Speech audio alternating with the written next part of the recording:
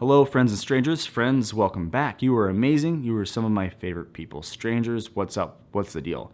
My name's John, and here we're just trying to get better together, all right? Typically, I do videos that are more skit and sketch based. I talk about mindset, motivation, habit forming, and I try things and then talk to you all about them. I also love having long-form conversations with people, great people. And that is a passion of mine, and I'm going to continue doing that in the future. I don't know if I'm always going to video record it and put it onto YouTube, but we'll see how this goes. I had a blast doing it. It was quarantine, it's still kind of quarantine, and the world is crazy and it's on fire.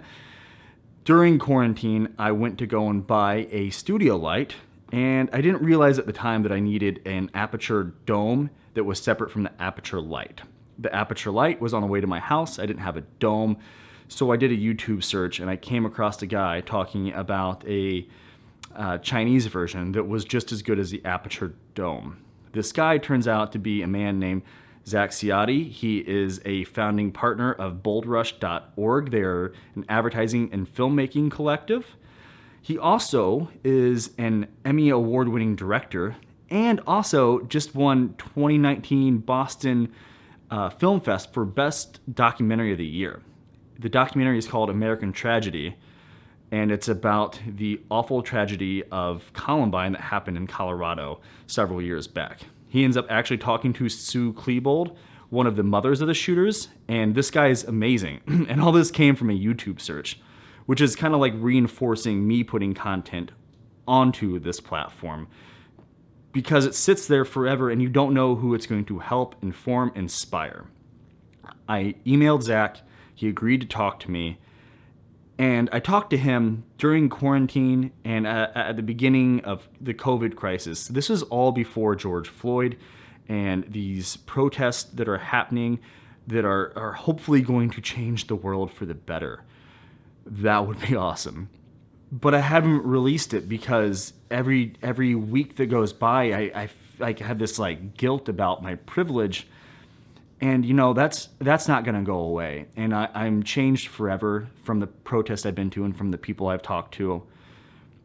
But people like Zak have also changed me, and I think it's vitally important that we focus on what we can do and the powers that we do have, because we all have something inside of us that is unique and special. And you can start today. If you think right now is not the time, I hope if you learn anything from this talk, it's that it is always the right time to start trying to make yourself better. Zak and his wife decided to try to become like full-time entrepreneurs in 2008, 2009, which was insane and probably not as crazy intense as it is now, but nonetheless, they made it out of a massive recession. Now is the time to start working on yourself. And I really, really, like I said a second ago, I really hope that this talk kind of like drives that point home if you're going to listen to it. And the documentary, it's amazing. And it's one of the great things about filmmaking and telling stories when you get the chance to do a project like this. I had a pleasure talking to Zak, and I've talked to you too much. I'm going to get right into the conversation. Before we get into it, I'm going to play a trailer from the documentary. Like I said, if you want to check it out, it is on Amazon. And I will be back next week, maybe sooner, with a fun video, less than 45 minutes, and it'll have a script, and there'll be some mediocre acting at best in there from me. But like I said, you're some of my favorite people, and we've been getting better together, and I literally think you are amazing. I love you. If at any point in time there's something that you hear that you want to like extrapolate on, we can talk about it in the comments. And just enjoy this conversation from Zak Ciotti. Love you guys.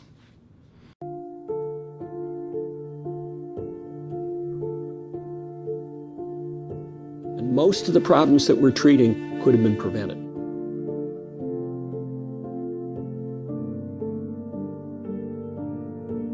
Even if it's not your child, it's definitely 5 children in your kid's class.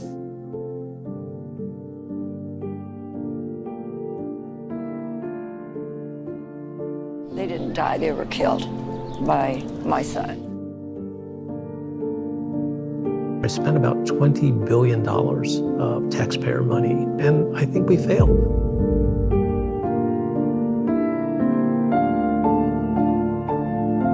This is like over the top, off the scales important.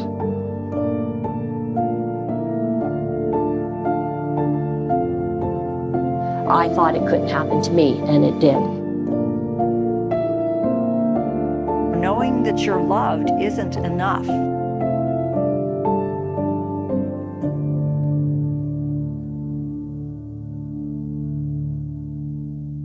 And I stumbled across Zach when I was panic buying a light dome for a aperture light I just bought. And you had a video, it was titled something along the lines of, "You don't need the aperture light dome." It's true. Right. And then I commented on your video, and then we linked up, or I asked you for contact information. We linked up via LinkedIn. That was not an intentional joke. And here we are now. And I'm happy to be here chatting with you today. So let's just start with the light dome piece that you made that got me sucked into the world that is you. Yeah, so making reviews is not something I do very often, but I found this little secret and I thought, man, I gotta tell more people about this. And there's a bit of a backstory about my friend who told me about it, found it on Amazon, found out that there was an alternative to the aperture light dome. And I mean, if there's anyone out there who has messed around with any of the soft boxes that exist, there's usually, the original ones that I messed around with in film school, you could take out every individual piece. It was not one cohesive piece of equipment. You had to assemble this thing, and it was just such a pain to break down that frequently we just left them up, and they took up a ton of space. And so this was such a pleasant surprise to find out that Aperture had come out with one that you just snap into place, it pops open, you just click it into place, and then they came out with an alternative from one of those nice Chinese companies that makes them for a little cheaper for the rest of us. Yeah. How does the build quality hold up? The build quality was divine, it has never let me down. I know someone who's bought a couple of different versions from the same exact brand, and there's been absolutely no problem with it. There is one thing that I did notice, which this is pretty typical of most things that have screws, right? You have to retighten some things, and that's pretty much the only issue. And I had mentioned that in previous different versions of a softbox that I had to file down parts of it so that it could fit certain lights. But it's actually that the Aperture brand lights have a Bowens mount that is just a little bit different than the rest of the Bowens mount. So you just have to make a little adjustment here and there with certain products. Right. That's all. Right. And the more you get into your particular style of filmmaking, I think adjusting equipment is just, that comes with the territory. Yeah, exactly. I mean, that's the reason why they call riggers. They rig stuff together on film sets, right? Yeah. They just make stuff out of nothing. I always love to refer to creatives as problem solvers, because that's really an alternative term for being creative. You're making something out of nothing, ex nihilo, right? Right. Exactly. When I saw that the Aperture light dome was out of stock on Amazon, I had like a world of anxiety, like a wave of anxiety came over me. But then I thought, one of my approaches before I started searching for alternative light domes was taking 2x4s and then like fastening a shower curtain in front of the Aperture light I just bought, which probably would have worked, but thankfully you exist. Well, I mean, it's a good thing that you're creative and innovative like that. You need something. If something fails on you, and undoubtedly there's going to be a situation in the future where you just have to innovate. You have to come up with an alternative to no matter what's out there. And frequently we've made trips to Lowe's or Home Depot, and we found the right pieces that fit, the missing screw or whatever it is for. We had to custom make like a shield when we did a golf commercial back in the day, and someone was using the Phantom camera to capture it in 10,000 frames a second, and this guy hits the golf ball and it's coming right at the camera, and it cost enough to just rent the camera, so we didn't want to risk breaking it and needing to repair any part of it, so we created our own shield out of wood and plexiglass. So there's always room for getting creative in fixing something to make it work on the set. Awesome. Yeah, definitely. I definitely agree with you. That is, filmmaking and photography is like 15% using your camera. Right. Well, after I started diving into who you are and into your content, you have a large body of work. I didn't realize that you were a partner with a company, or it's a collective. You said a collective. That's right. Mm-hmm. First thing I wanted to talk to you about was your networking advice video. Yeah, tell me what you thought of that. And I thought it's great. Do you have kids? I do. I have one Okay. 3-year-old. Awesome. I have a stepdaughter. She's 11, and my son is 10, and we read a lot of kid books still, and they're kind of like gravitating more towards chapter books, Harry Potter's, the vampire series. I can't think of the name of the vampire movies right now, but kids books always have like such a simple but effective and deep meaning, and I love that you were sitting reading the kids book. Did that come from you reading to your son and you had an aha moment, or what was the inspiration for that? Yeah, absolutely. So, finding those little treasures, like there's usually something out there that has a hidden meaning, especially in the world of children's literature or movies, take, for example, all the work that goes into making a Pixar story, right? Those movies have had so many deeper underlying meanings. Even go back to older cartoons and books like from Dr. Seuss. I grew up watching those, now we'd call them really poorly made cartoons, but the deeper meaning in Dr. Seuss's stories was just phenomenal. It taught about the Cold War. It taught about how someone's always going to make money off of all of your problems, right? There's just so many interesting things that you can get when you look for it. And finding something like that in that book, The Little Blue Truck, I was just like, oh my gosh, this is exactly the thing I'm always trying to tell people who don't know how to and really refuse to network and create a community around them and expand their circles. It's the fact that if you are good to other people and you don't look at this as an opportunity to just hand out your business card to other people or to get something for yourself, but if you're really there for others, I mean, what goes around comes around, and it always comes back to you in that sense. So I'd say truly, networking by making friends is the key way to go about it. 100%. This is my second and a half year trying to be my own boss and be creative as a career, and there is a large list of people that I just pitch to endlessly. And I think in some respect that is necessary. But as I've just been consistent and kind of like put out like my own content and been there, the people that I talked to 2 years ago are starting to come around. And that's all from like answering questions or being there or commenting on posts and just being an active member of the community and networking versus just sales pitching constantly. Yeah. Yeah, and not to say that cold calls don't work. I mean, when I first started my business, I was under a contract in my last agency where I couldn't start gaining clients. I couldn't work in the same field, right? And so after reworking some of the wording so that I was allowed to go off and do my own thing immediately after I was released from the contract, I took every opportunity and all my contacts that I knew that weren't already clients of theirs, and I just asked them, point blank, in some really awkward ways in the beginning, how can I help you? Is there a way to turn this into a working relationship? Would you refer me to things? And a lot of them just never responded to me after we had that first lunch together. It's really funny when it does come down to it.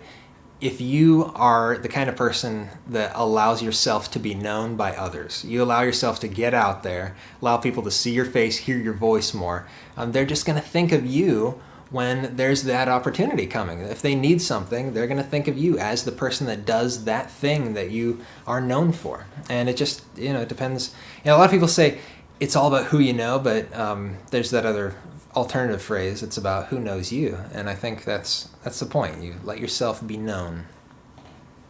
Right, I like that. I mean, I live in a city that's not the biggest city in the country, but there's a little over 1 million people here, and there's thousands of realtors, and if you ask me to name 10, I couldn't, but I can name 2 because I see them popping up in the Explore tab on Instagram, or I see their faces often when it's like regional marketing campaigns. Yeah, and it's about exactly. So in regards to networking, I wanted to ask you about if you have an opinion as a video creative on the approach of being a one-man shop, and being a company of one versus having what you do, which it sounds like you kind of have a relationship with other contractors, then you come together to work under contracts together. Exactly. Yeah, go ahead. Repeat the question. I'm sorry, I didn't understand what the question was. No, you're fine. And I was I wonder if that question was good enough to take a pause. Do you have an opinion for someone maybe that's starting out about whether you should try to work with a team or if you should be like a one-man shop where you're doing audio, lights, DPing, directing, and doing some consulting with your clients too? Yeah, for sure. I definitely have an opinion about that. So let me share what my thoughts are. Let me tell you the origin of Bold Rush. The reason why we came up with this was because I was in a job which was a lot more industry specific than what I'm doing right now.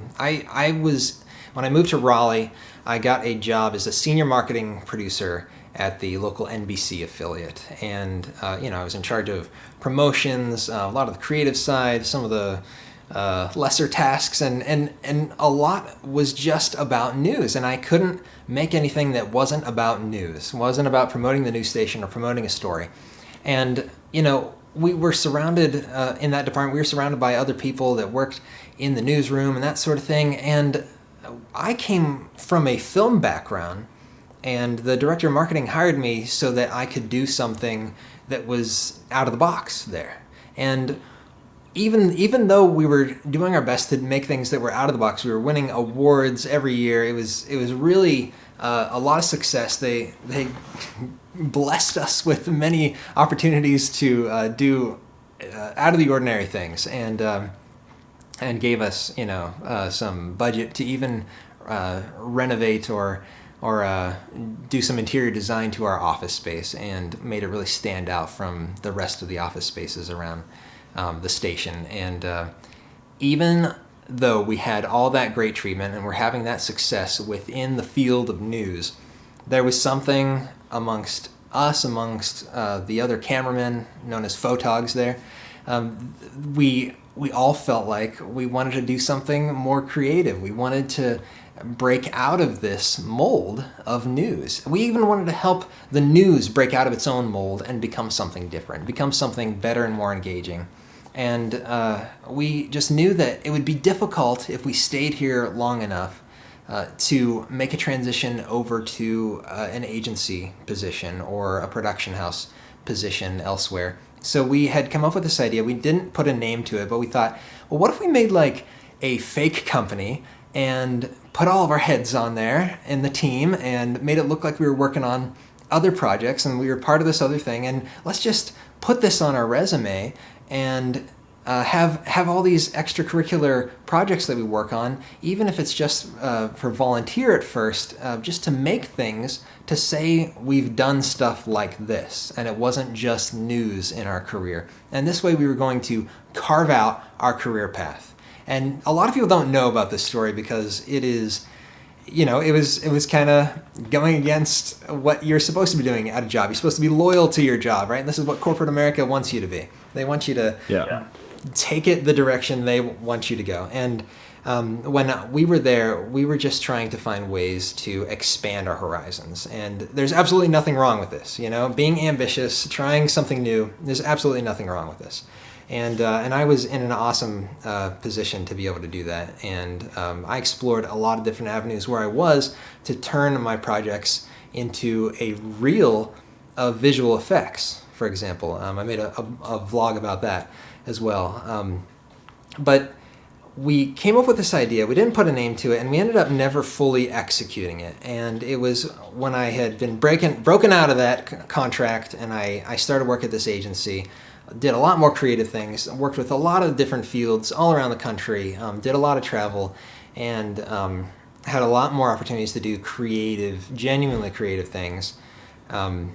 It was there that, we were still thinking, boy, if we could just take hold of the opportunities that we see being passed by here, we could do our own thing eventually. And there was always a stumbling block of getting stuck in that contract. And eventually we overcame that.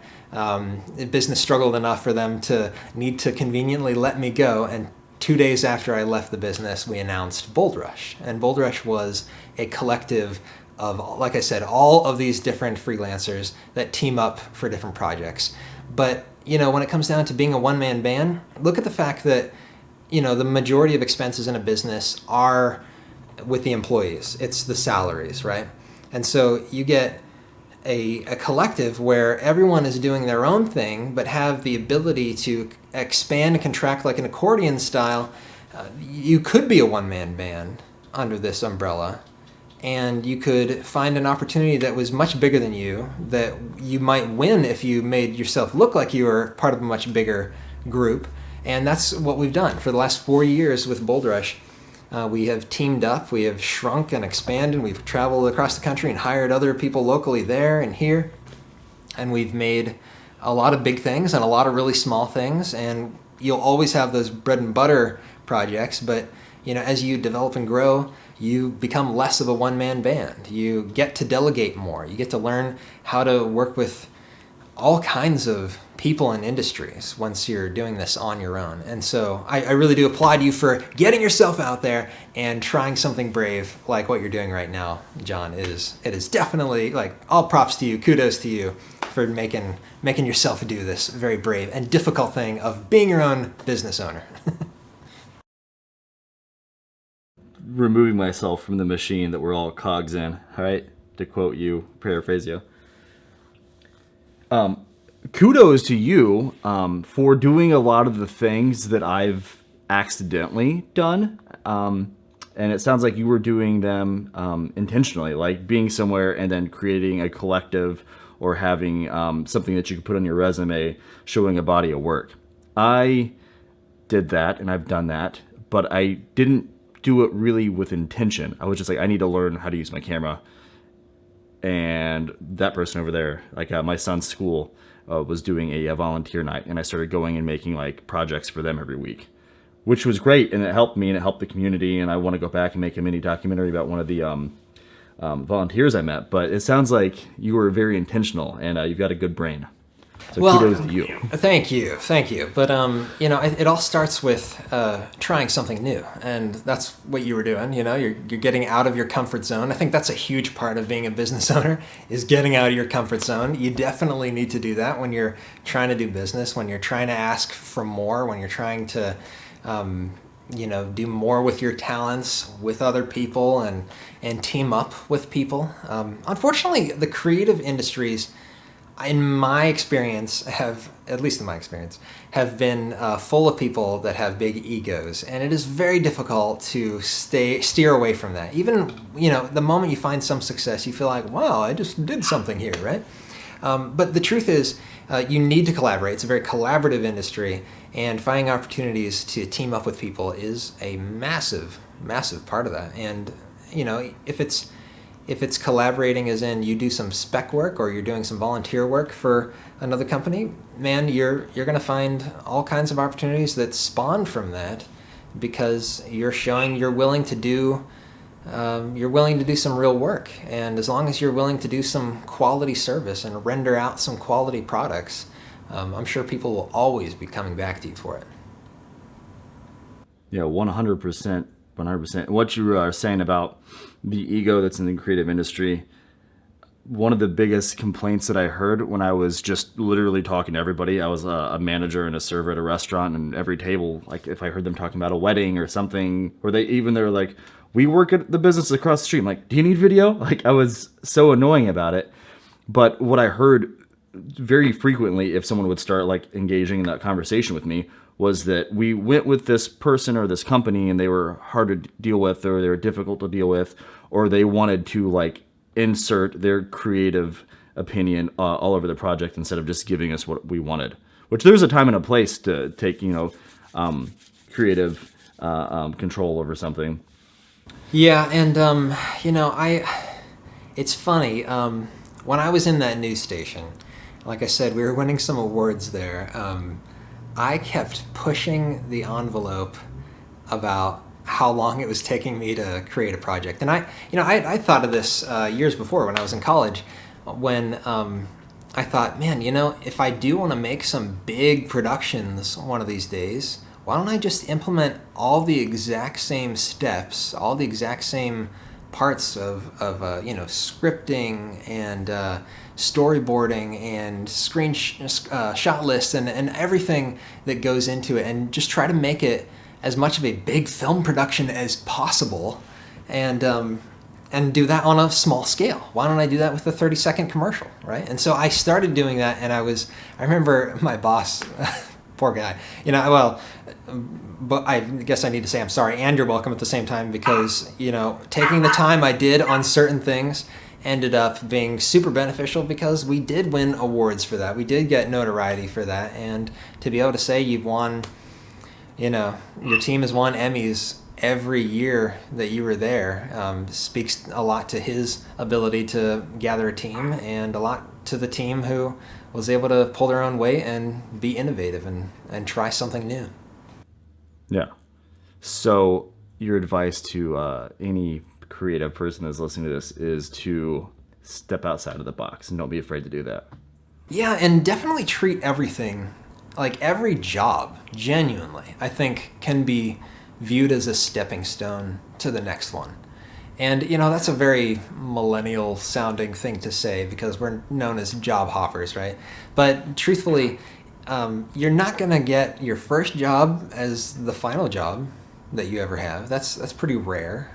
Even if you start at a company, that job is going to change. Your role is going to change. So there's changes inevitable, and it's just a matter of whether or not you're the one taking control of it, or you're letting the career or the job take hold of that and carve that path out for you. I always say that, though, but I feel like it's a really valuable thing to understand that we have the ability to carve out our own career path, and that somehow, if we stick with a specific kind of job or industry for too long, and too long is different for everyone, but if we stick with it and we don't try to put our own innovative touch on it at all, then we are the ones that get moved around. We don't get to move it around. We don't get to make our own decisions about how our career ends up. So I think it's important.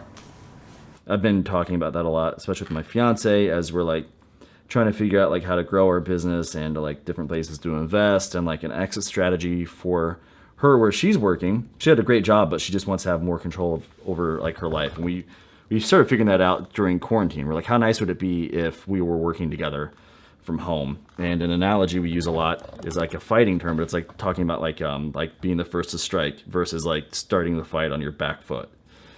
Because my wife and I, how long ago was this? 2008, right? 2008, we were talking about this same sort of thing. She was at a great job. I was at a great job, and our jobs were both a parking lot away from each other. There was nothing between us except for a parking lot. And so we could have lunch every day together, and it was just so convenient, and it was a great place to just feel content at. But I've really learned in my life that being content is not necessarily a good thing. And so we kept talking about prospects. We kept talking about being the one in control of doing exactly what we wanted to do, because we had this theory in mind, which eventually we proved to be true, that if you are not passionate about what your work is, then you can never do that work as well as others could that are passionate about it. And so I have frequently seen people say, well, I don't want to turn my passion into work, thinking that, you know, they were afraid that their job and their passion and their hobby was going to mesh too much, and they weren't going to enjoy it anymore. It was going to become work instead of something they enjoy. But, you know, those same people sometimes years later came back to me and, you know, admitted they regretted that and that they wished that they had pursued their career, because it's always going to ache at you. It's always going to be something that you'll wish you had done. And I can't speak enough about how great it is to really feel free and to really be the one responsible for your own work. And you never have to have that feeling while working under a boss that, you know, you want to make sure you're doing enough work. With them creeping over your shoulder, you don't want to ever be caught not doing enough work, because you're now responsible for all your money that comes into your home. So, you know, it makes you have a better work ethic. And if you stick with it, you know, I was at this marketing conference where one of the founders of MapQuest. Do you remember MapQuest? It was like from the 90s or something. Anyway, I do. I remember. I don't know. I was born in '85. Okay. Well, do you remember like Maps too? Anyway. Yes. I remember Maps. These things were real, right? When I first left home, I spent years backpacking and lived as a self-proclaimed vagabond. I read like Jack Kerouac and was inspired by that life, and always an atlas. And atlas was like one of the most important things. Now it's like even hobos have iPhones. It's amazing. Exactly. Yeah, and you know that this is a guy who came up with something out of the box, right? I mean, a digital map, right? And so he suggested that all the people that he works with at the he works at an incubator and helps entrepreneurs get up on their feet and start up, etc. So he was saying that, you know, people sometimes start a business and after 6 months they're like, well, it's not really working out so well, so I'm probably going to give up and ditch the idea of being an entrepreneur. And he's like, well, I mean, that's your problem right there. You know, you have to at least give it 2 years. And so look at yourself, John. Look at how far you've come. You've made the 2-year mark, and of course, you know, things change. The economy has its ups and downs and has weird things happen in the world like we're experiencing right now with the pandemic and the worry in the marketplace. But, you know, the same sort of thing happened when my wife and I, like I said, we kept talking about prospects. We kept saying, what if we started our own business? So we actually quit those 2 jobs that we had, and we moved to a completely different city. And the economy crashed in 2008. And so it was a big bummer, but you know, you find a way, and there's always a way to work through things. And you try your best to save up for a rainy day. As you know, you've got this feast or famine experience in a lot of cases, and that doesn't go away until you level up to that next level, right? But right now it's a good time to rethink about everything that you're doing. You know, you think about, can I work from home? And a lot of people are wondering, do I need this employee anymore, right? But truthfully, there's so many awesome opportunities for growth in a situation like this. Sticking with it for 4 years like I've done, there's been so many awesome things that have happened. You know, like I mentioned before we got in the interview, you know, winning the Boston Film Festival for Best Documentary last year in 2019, and to be able to make, I mean, we're working on our 3rd documentary, and we're pitching movie ideas to other platforms, and we got distribution on our film that won Boston, and just a lot of really promising things keep coming up. And I think if we just trust that there will always be enough work, and that we trust that we don't have to be competitive with other people, I mean, these are some key things that if you correct your attitude when you get into it, then you won't have these worries bothering you while you're trying to go to sleep at night or while you're driving from one place to another, right? You know, there's always going to be worries, but if you just keep your hopes up and trust that something will work out and you don't have to be competitive with other people, that you can, you know, always network and team up with other people, something's always going to work out. And so I'm very optimistic, as much as life has been stressful and different, you know, since I started my business. But I'm always optimistic that there's going to be something around the corner. Yeah, I like what you're saying about the competitive nature too, and it's maybe there's a little bit of competition if you're bidding on a job or you're in a contest with another creative. But Tyler Babin is a creator. I think he worked for Gary Vaynerchuk for a long time, and another filmmaker that I've met through one of these bigger guys on YouTube. Tyler Babin and this guy were up against one another for the Adobe internship or something like that, where you, like, for a year they fund whatever you're working on, and Tyler Babin ended up beating this kid out, but then the two of them ended up getting together, and even in that loss, like, there was this like worldwide, like this world of like networking opportunity. And I've already seen that with myself, like going somewhere and bidding on a job, and then they ended up not wanting to go with something video heavy, and then they went with a photographer I've met, and I was a little bummed out, but then the photographer's like, well, they want a little video, so yeah. And if you can just train yourself to be happy for other people and genuinely feel that, and it'll seem hokey and fake at first, but it's just like running. Like, when you first start running, you can't make it around the block, but then after a while, you're like, oh, I guess I'm a runner. Like, and that just happened from repeatedly taking the steps. It's the same thing with like happiness, at least in my opinion, and like having gratitude for other people and their success. I say to my kids commonly, like, it's one of my catchphrases that they're probably sick of hearing at this point, but I'm always saying to them, don't ever look in your neighbor's bowl unless it's to see if they have enough. Yeah, that is really cool, man. Yeah, and you know, it's a sure sign of pride when you can't be happy for other people's successes. And you know, any sign of pride is really just a sign that you are lacking somewhere and you know it, and you're trying to compensate for it, and you just don't need that because it's not going to help you. It's like taking poison hoping it hurts the other person, you know? It's just it's a little absurd. And so I'm totally on board with that, and I love that idea. I mean, you know, and I really do believe we approach everything, even, you know, relationships with people, thinking, how can we help here? Because a lot of people need something, and if you're genuinely interested in helping others, you know, you're not just like, well, I want to get this job done so I can get my paycheck at the end. You know, that doesn't work for video. You know, if you make something that's not successful, then that's going to hurt you too, and they're not going to want you to come back. You don't get repeat clients.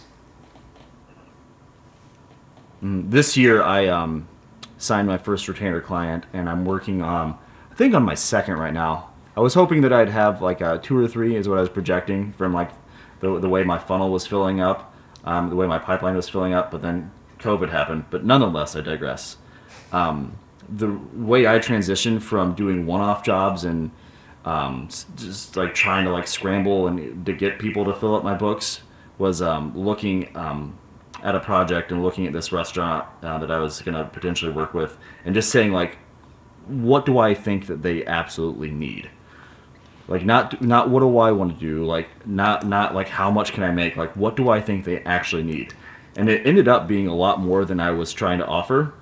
And I went in and I presented a few options, and that didn't pan out with that client, but that kind of was like an aha moment for me. Yeah. And it's like, I've said this before in sales and different jobs I've had, and being a business owner, like, I definitely get a chance to like actually feel that right now, and I can go into someone and say, this is what I think that you absolutely need, and this would be the most beneficial from you, and then let's start there and maybe work backwards and like try to find like a sweet spot. Yeah, that's really smart because in the beginning of a creative's career, they're thinking, well, I just want to do what I want to do because I'm a creative, right? I'm an artist. And don't get me wrong, we all look up to those artists that just went for it and went all the way and went nuts and at the expense of other parts of their lives. They became really successful. That's true, but an early mistake that I found myself making was going to film things so that I could have them in my demo reel. It's like you're trying to find these opportunities that don't exist and make it look like you were doing other things, and it didn't look like it was part of anything else. It looked too random. It didn't look...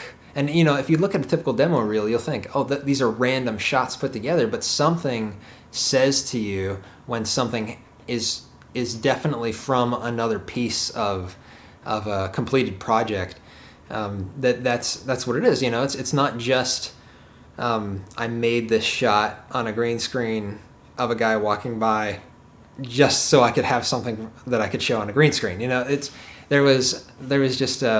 some really funny things that I did in my first demo reel because I was just really enamored with the idea of having a demo reel, so I wanted one. But when you go to someone like I do now, someone asked me about making a documentary, and I told them, well, I think it will cost more than you expect, and I think making a documentary probably isn't a great idea. Maybe you could make a bunch of short films because you're trying to reach a certain kind of person, because documentaries are generally for those who are interested in the subject. You're not going to win someone over who doesn't watch documentaries on that topic by making a documentary and hoping they see it, So coming up with something that is genuinely helpful for them, that's a true sign of maturity in your industry, and that's where we're all trying to get in a lot of ways. I'm sure there's another level that I'll look back 10 years from now and think, man, Zach, you should have been doing this, and so we all learn, we all progress, we all get somewhere better. Right. If you don't look back at your previous work and cringe a little, or look back at previous strategies and think, oh, why was I doing that? You're not growing. No, absolutely. Yeah. And, it's funny how sometimes the career does evolve in ways you don't expect. So, for example, I just got back today from a couple hours of consulting someone, and consulting in things that are not my typical bread and butter, but it's really cool that other opportunities open up as you yourself are open to them, and it's interesting. You position yourself, you try to position yourself, get that mind share of the market of video or this or that, and sometimes the opportunities open up for you. Like I never really liked watching documentaries. I really, really didn't. And then I ended up working under the former vice president of NFL Films, who was a 30-plus Emmy-winning documentary filmmaker, and he paid me to fly around the country with him making documentaries for a short period of time. And one thing led to another, and the documentaries are becoming more popular in short form and long form right now. But, sometimes the opportunities you don't expect turn out to be really good ones, too. Exactly. The first retainer client I had this year was a guy that came into a restaurant I worked in, and everyone thought he was kind of like an alpha macho, machismo, kind of like we'll say people called him a jerk sometimes. But he reached out to me through, I think, actually a demo reel the first time, like you're talking about, like trying to like piece together stuff that's random. And it was like the first time I made I got over like the hump of like insecurity, and I was like, I'm just going to put together the stuff that I have been working on, like clips from my son's school, a wedding I did, and all this. And I put it together, and, I didn't even realize that until you were just talking just now about like having like a real kind of like a authentic vibe to like what your reel is. And that made me think all these like clips that I put together were like people like embracing each other, and it was like moments of teamwork, or moments of solidarity, moments of just like a family being affectionate.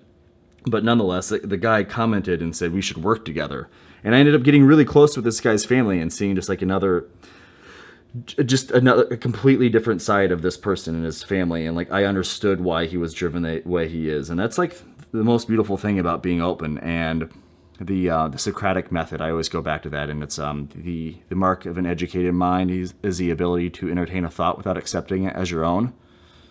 Yeah, and like it sounds like you're carrying that credo into your life, and you're kind of like you were saying that you didn't even like really watching documentaries, but you were still like open to doing something, and you probably have a completely different appreciation now because you're willing to let go of the ego and set and stop with the whole, well, this is exactly what I want to do, and I'm going to sacrifice everything to get this one goal. Yeah, and along those same lines, we come out with, I don't know why, we always have these preconceived notions about how things should go or will go or whatever, and I've been guilty of probably everything in making mistakes in the business or with client relationships. It just happens sometimes, and you got to learn and get over it. I think about in college, I was so lucky in college to be able to work at it was a partially state-funded, partially privately owned production company. And, it just gave me immediate client experience, and I hated it the whole time. But now I look back and I'm like, oh, but I learned from that. I really got what I was supposed to be doing. And, now and I've learned, as desperate as a new business owner may feel, if they make mistakes just so they can get their paycheck quick, it's not going to help them. And when it comes down to like a marketing budget, for example, I have told people frequently, the conversation is a little bit deeper than this now, but I used to tell people, well, if you have a budget, I hope you also have a marketing budget, because I don't want to make you something that you're just going to put up on YouTube and it gets 7 views, And so take your budget and cut it in half and use some of that towards marketing.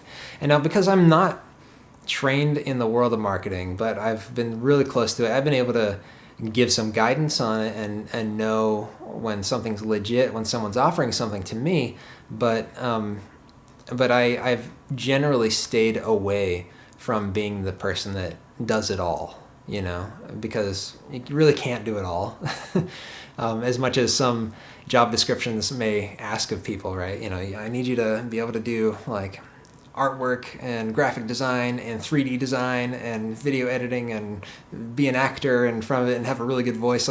They're always looking for a unicorn. Those job descriptions are always out there. But as a person who is running your own business, right, you have to defer to people who know better. And that is a huge principle that you need to really ingrain into your soul. Like, allow yourself to defer to someone or delegate to someone who can do it better than you, so that you can do a better job for your client.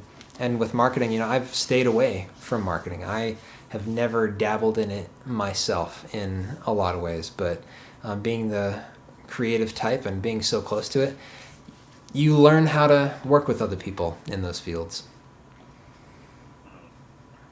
You're talking about businesses are always looking for the unicorn.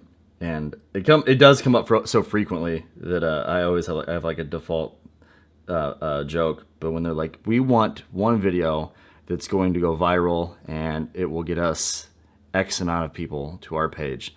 And I'm just always like, if I knew how to do that, I would not be sitting here talking to you right now. Yeah, exactly. It's funny. It's like some of these smaller companies, it's funny, it's always the smaller companies that ask the most of you, right?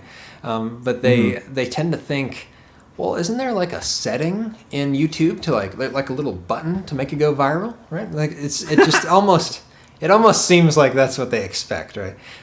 But once you learn how to set expectations correctly, you're not so peeved with people, and you learn how not everyone knows everything about everything, so you gotta work with people and their various needs. And so that's a good example of it, with that expectation of I've heard of videos going viral, but can you just make it go viral? Can you make one that goes viral? And then I'll put everything in that. I'll put my whole budget onto that. And that's happened to me before, where I tried that thing where I asked, do you have a marketing budget? And they said yes. They assured me of a budget for this and that, and I was like, great, that is a bigger budget than you're going to pay me for this video, and that's going to do great things for you and me. So I'll put a lot into this video. Unfortunately, they didn't spend it.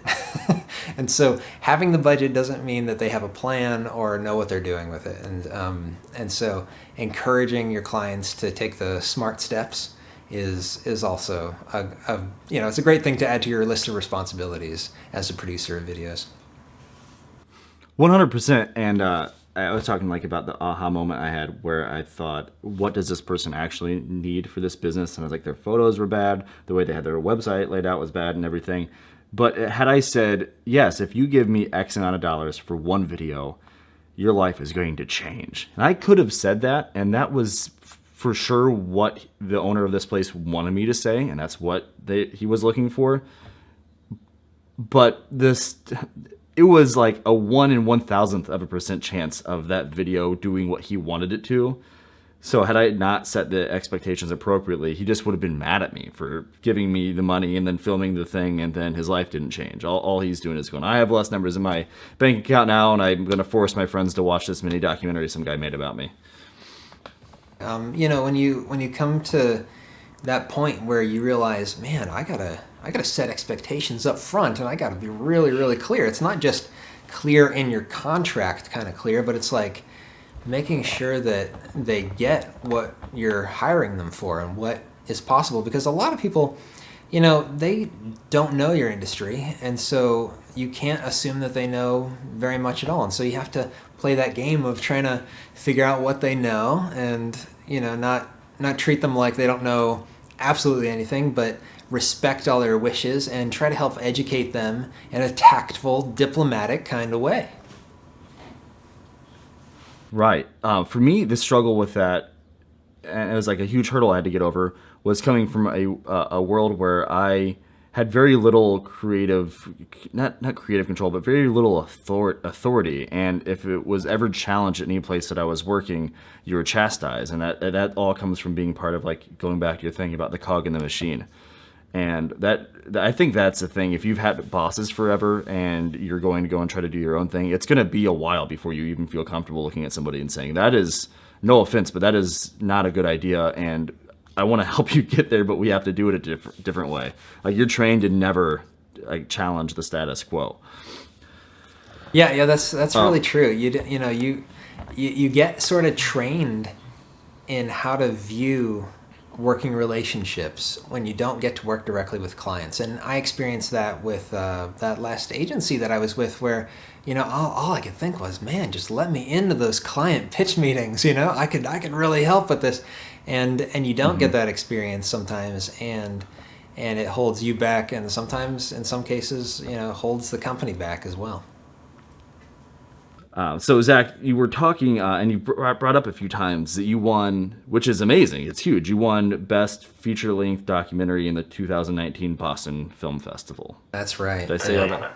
So it's American Tragedy. It, from what I can tell, it touches base on the terribly sad trend of school shootings.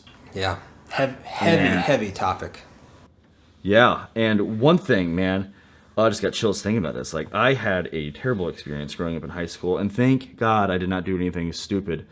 But I have so much empathy for kids that are going through stuff, and kids that take someone else's life, or kids that take their own lives. It's like kind of like becoming like a huge passion of mine. But Susan Klebold was a character in this documentary.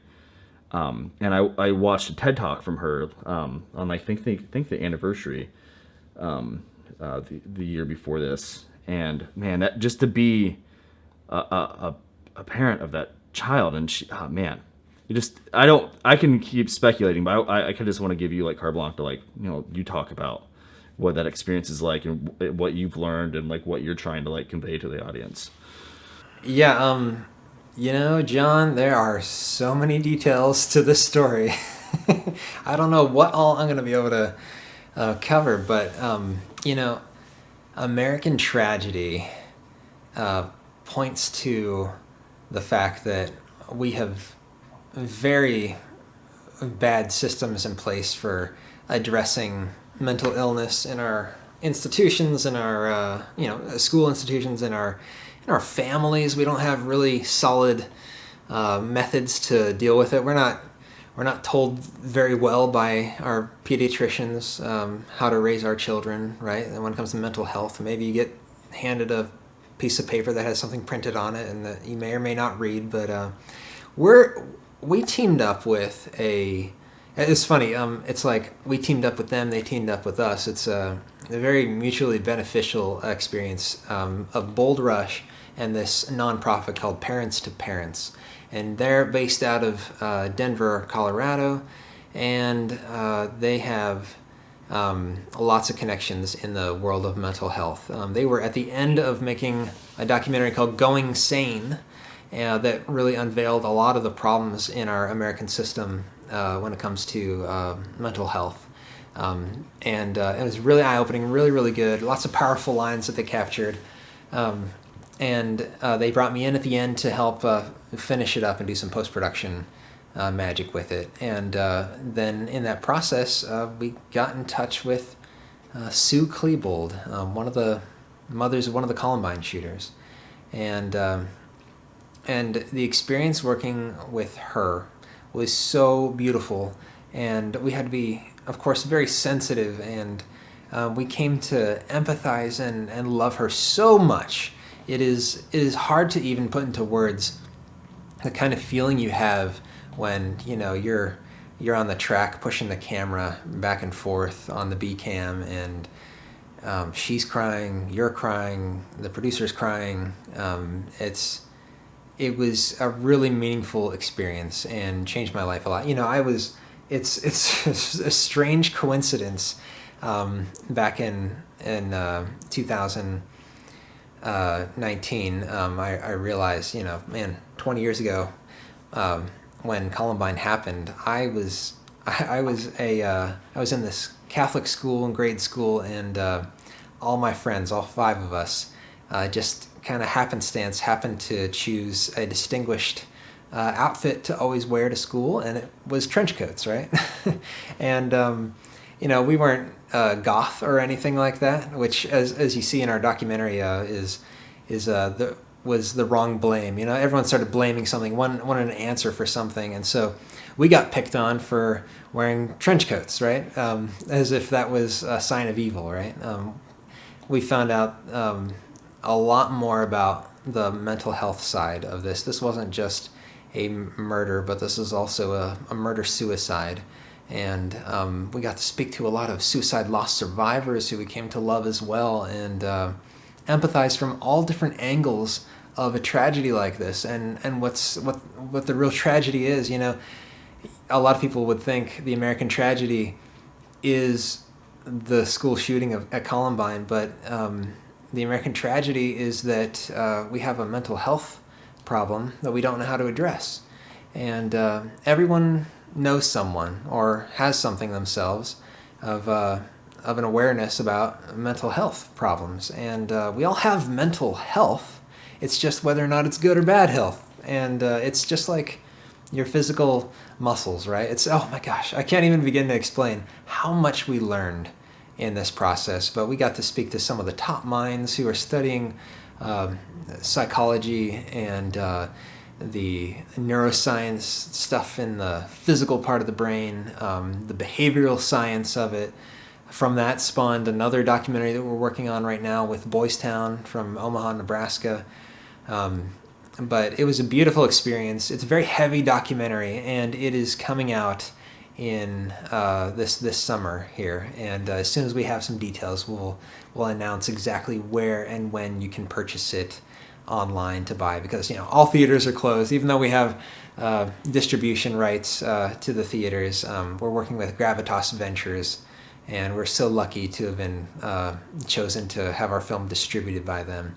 And they've been such an amazing company to work with. We were just on the phone with them yesterday and had just like a really sweet experience working with people that really care about the film and about what you're trying to do as independent filmmakers. It's honestly one of the coolest experiences, getting to make a feature-length film that gets attention and then gets in front of people. For such a good cause, too. You know, yeah, that's part of the dream, right? Oh, go ahead. Sorry. yeah, no. It is part of the dream, and you know, like I was saying, like I had a rough go around in high school, and I was like a kid that was very different and challenged the status quo and like fought against like racism and homophobia in a very small town, and was ridiculed for it constantly. And about like maybe 6-7 months ago, there was a 14-year-old girl that committed suicide at a school down the street from where I live, and that's not what I'm giving all of my life to, because I haven't figured out a way to do that yet. But that is definitely like one of the buckets I'm trying to fill right now. And the American tragedy story, like that, it can't be ignored. It's not going to go away. Yeah, and you know, it's kind of funny.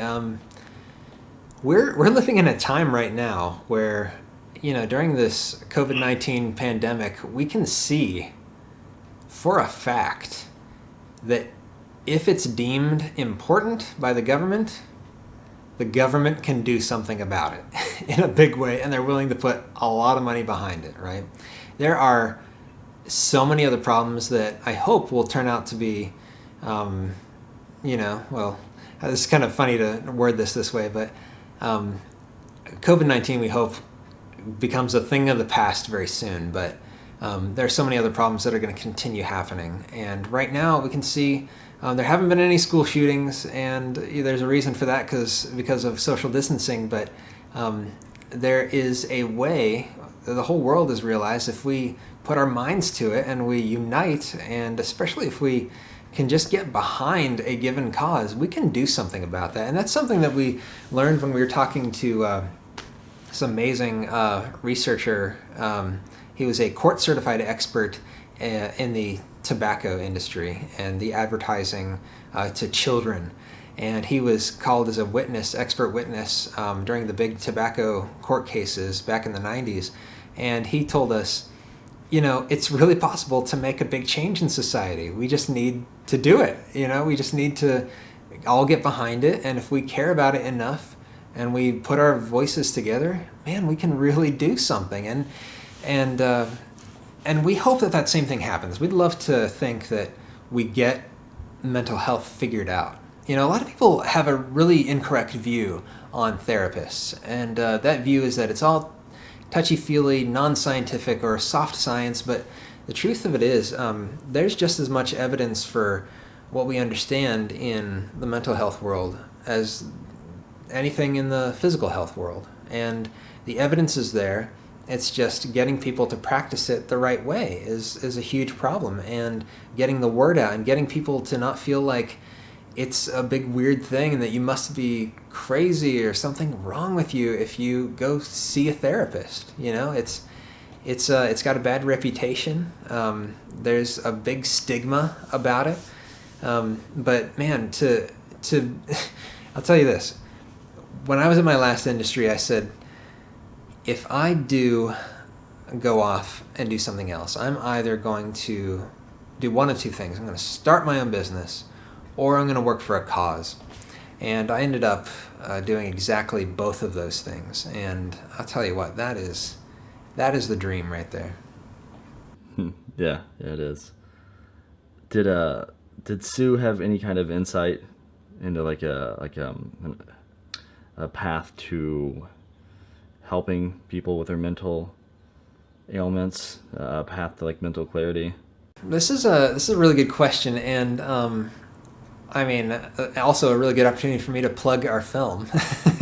But when this comes out, I highly recommend you see it, because it'll help you understand what the family was experiencing leading up to that tragedy, that shooting at Columbine, and it'll help you understand how she grappled with things and her own mental health after experiencing such an insane loss and an insane experience with society after that, and how brave she's become to dedicate her whole life to doing something about it. And I you know, there are probably a lot more answers that we still need to pursue in that world. But I'll tell you what, if we can do our part in making ourselves aware, our children aware, and being there for them, being empathetic, and realizing there is a whole nother side to us other than the physical care that we need. There's a mental health side.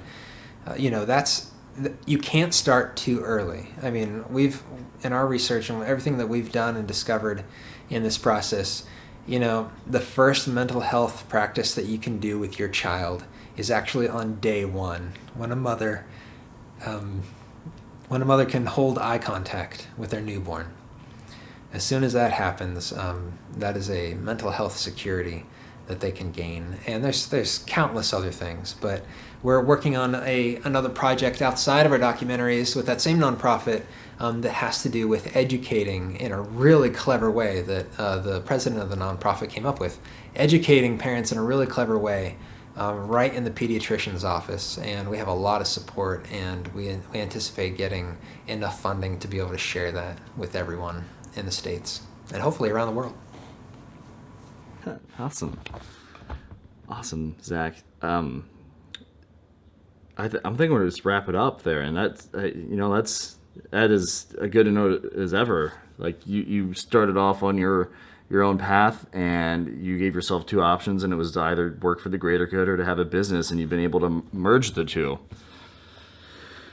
And all that came from your looking fear in the face and being courageous enough to take a step towards achieving your dreams.